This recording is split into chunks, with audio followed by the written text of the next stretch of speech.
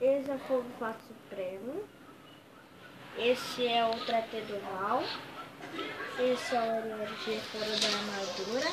Esse é o Hormonossauro. Esse é o Besta. Esse é o Gigante. Esse é o Ben. Não sei o nome dele, mas prendendo Ben. Esse é o Tatagira. Esse é o nome dele, mas prendendo Ben. Esse é o Quatro Braços. Que ele está meio quebrado, mas eu só vou conseguir outro. Feedback. Vilgax. Todo mundo conhece o vilão do Ben 10, o Minivance e outros. Vamos começar o vídeo. Eu vou andar de brincadeira. Esse é o outro Ben. Esse é o Dragon Monstro. Esse é a Galinha Karatê. Não sei o nome dela também.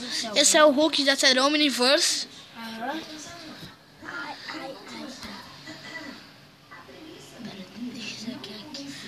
Esse é o Diabrete. Esse é o Diamante. Esse é o LG. Não, esse é o LG. Esse é o Blox. Esse é o Dragon Monstro. Esse é o Hulk. Esse é o Hulk. Eu não sei o nome dela aprendendo velho. Esse é o Kevin Monstro. Não, esse aqui é o Kevin. Esse aqui é o Kevin Supremo. Tá, vamos mostrar os bonecos mais perto. Todo mundo conhece o Tratê do Mal, né?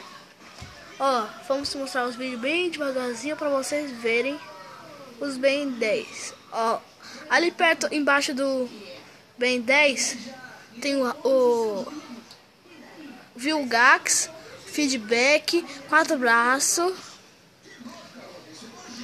E vamos mostrar os pequenininhos agora. Eu que mostro. Esse é o Vilgax, esse é o outro. Esse aqui é o Chamo.